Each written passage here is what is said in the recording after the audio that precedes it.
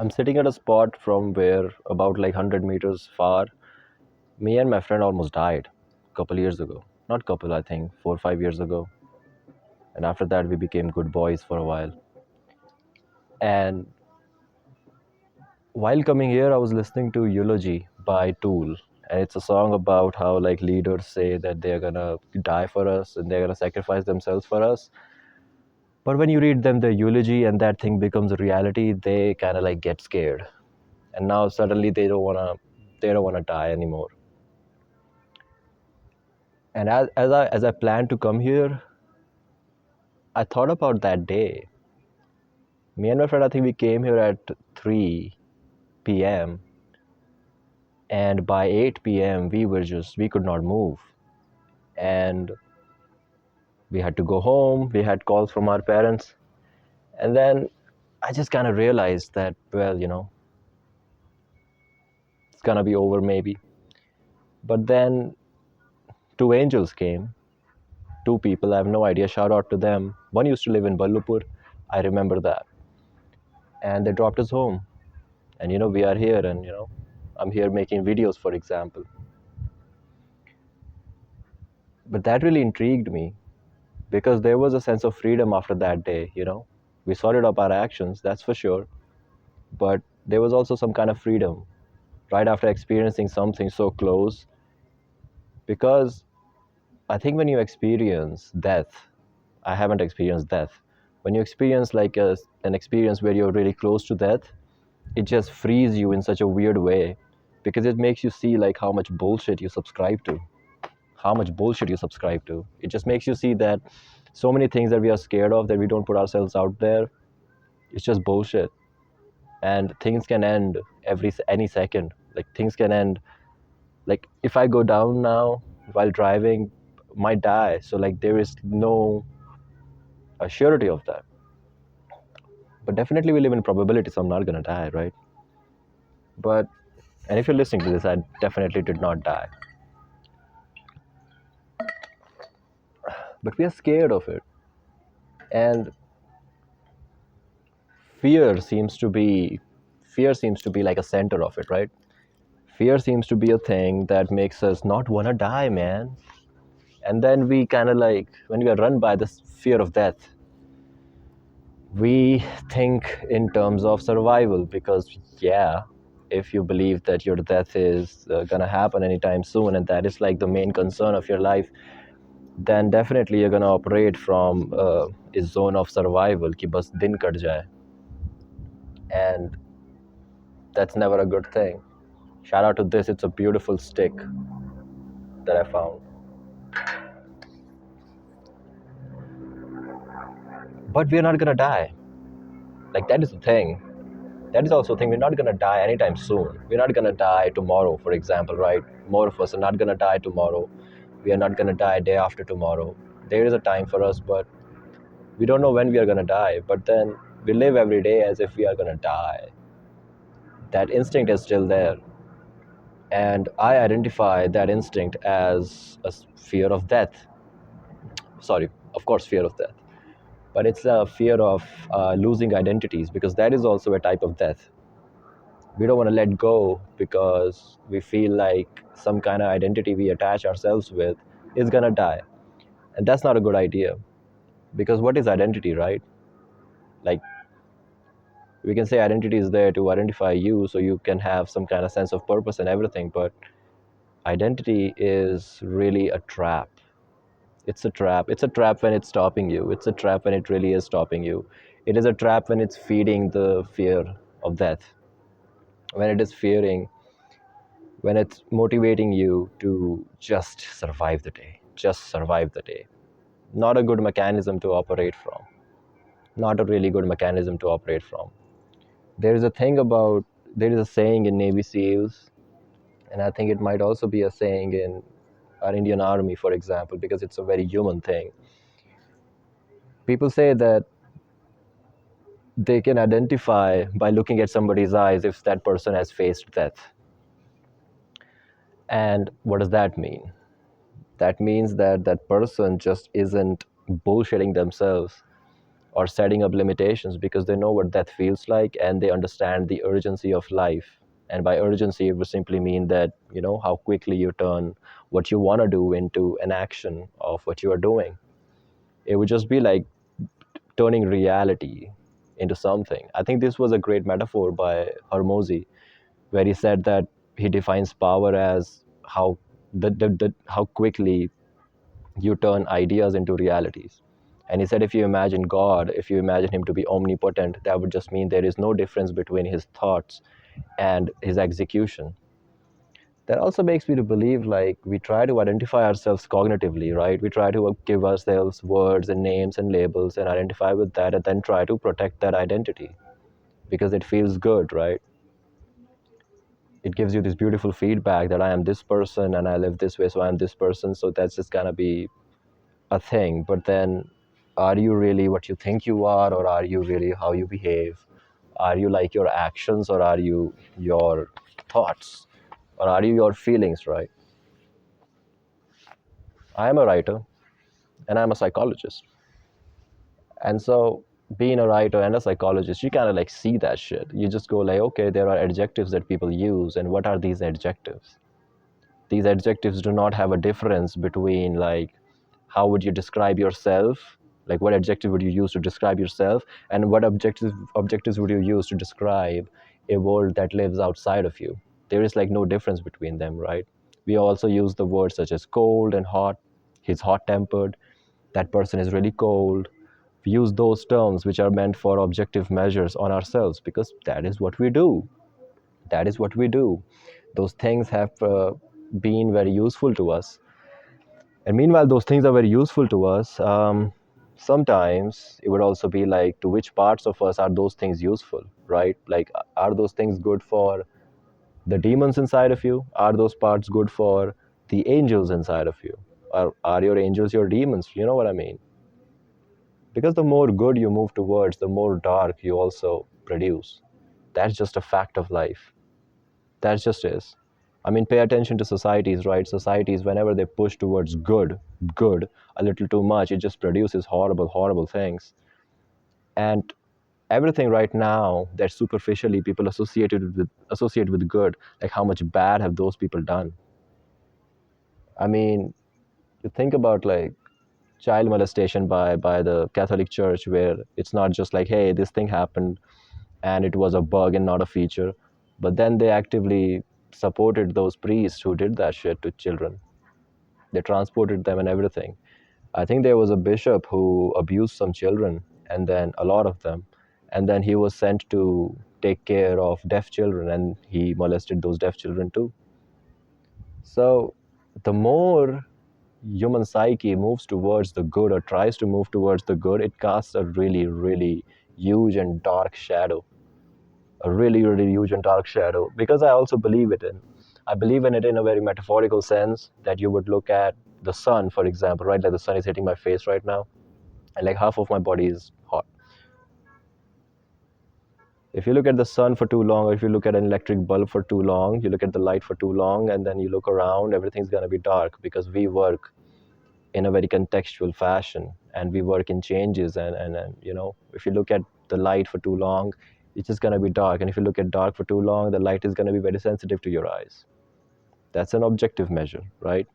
In the subjective measure, in the psychological subjective measure, it works the same way because the aim of a good life is not to maximize your good.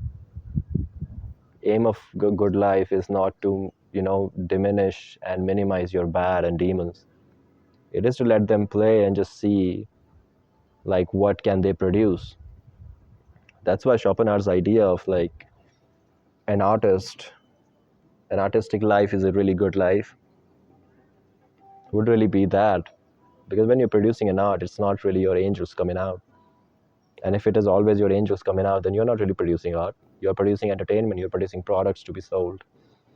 And that's not a good idea because it's not going to enhance your own life. So it's not going to fulfill what art fulfills. It's not going to be lived up to its potential. It's just going to be wasted on simple, making money, man, which is also essential, which is also good. But then it just is what it is.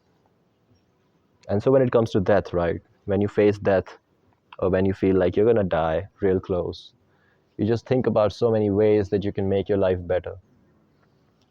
There was a phrase in, there's a really beautiful section in The Prince by Dostoevsky, where where a character was telling these ladies about a man who was condemned to death. And he presented a beautiful case. Like, the guy thought about, you know, I'm going to do this differently, I'm going to do that differently. If by God's grace I survive, I'm going to do this and that differently. And it was Prince Minshkin. Prince Minshkin said that death was not as bad as waiting for death was, because he spent all of that time thinking about how he could have done things differently. Regret, right? Remorse. Not remorse, but regret, because now that he was going to die. But then the guy was given forgiveness. He was not killed. And then the guy went out and lived his life the way he was living it before. So no change really happened. And I mean, that's a pessimistic fashion, but like, that's also realistic. That's what actually happens.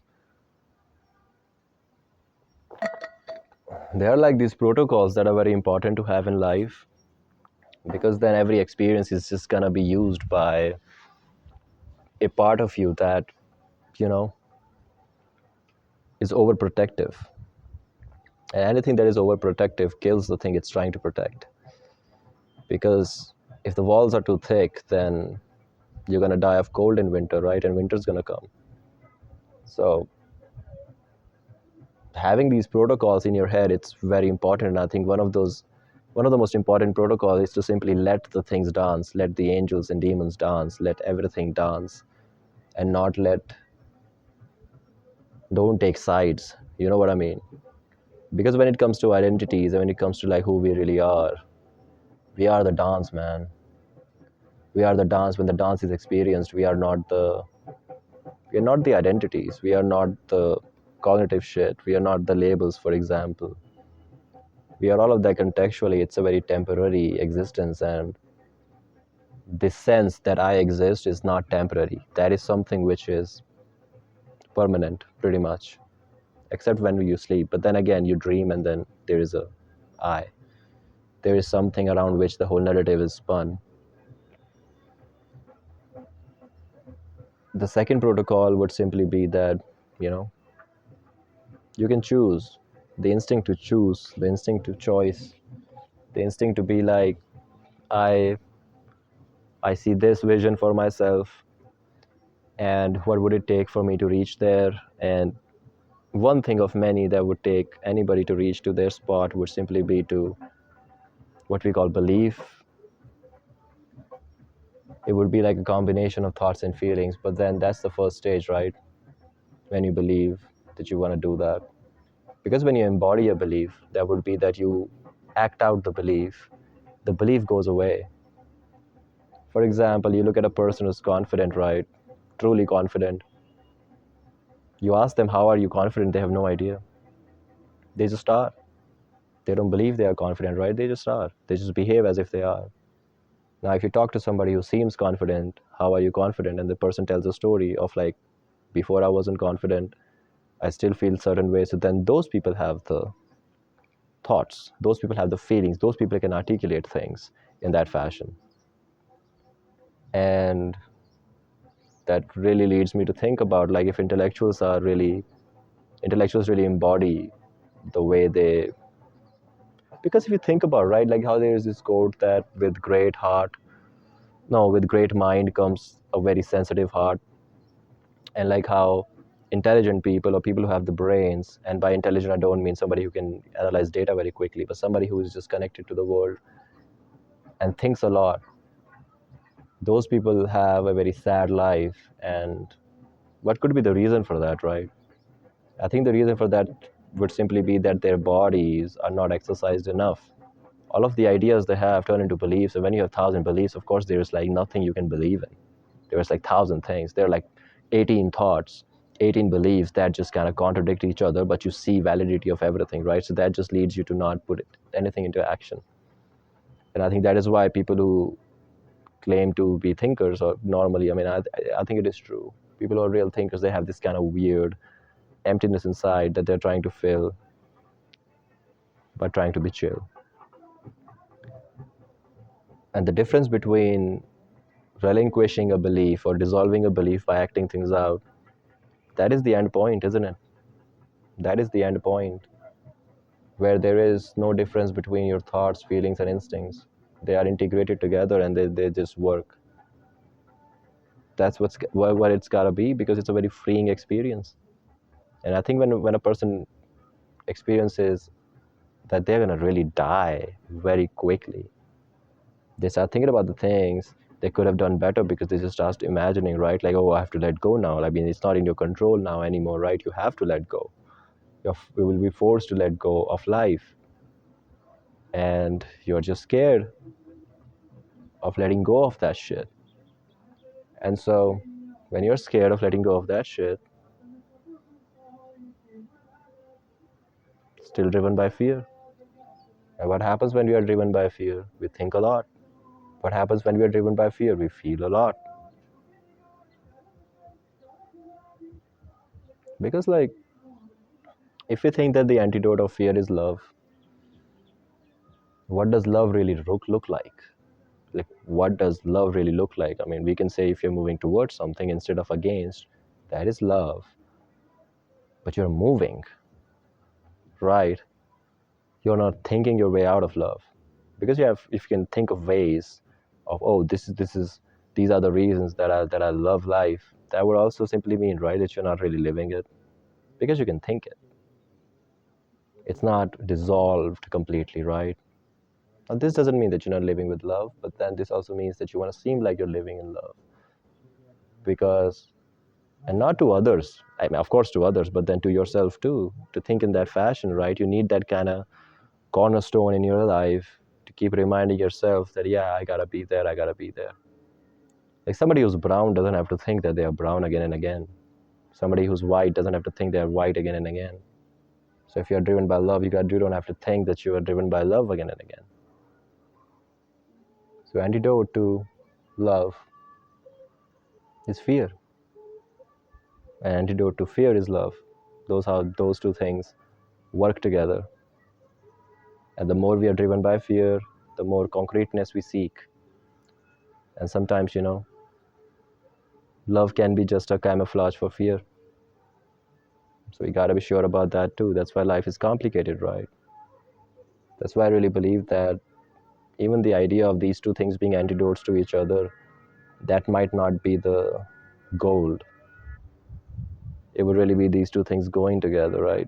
But then there is a belief, which is a great belief, not belief actually. There is a thought process that says that these two things can't exist together, because if those two things are existing together, that you're pushing the accelerator towards something and then the brakes at the same time. But not really, actually. That's not a great metaphor for that, because fear is also moving away. So those two are very similar to each other. I just simply come from this idea that fear and love, can they just be variations of one thing? I mean, ultimately, if everything is unity, then love and fear cannot be a thing.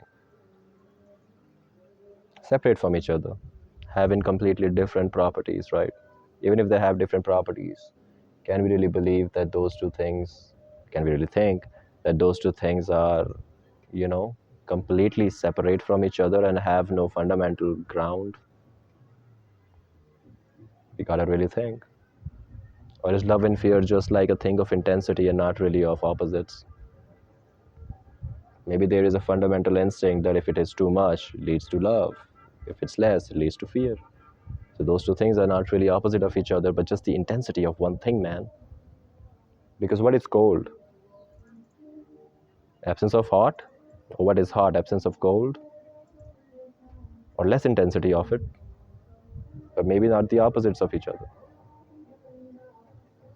And so when it comes to death, what is death? Absence of life? Mm-hmm. Can it also be like less intensity of life that is death? That's why we are dying every day? Could be. So life and death are not opposite to each other.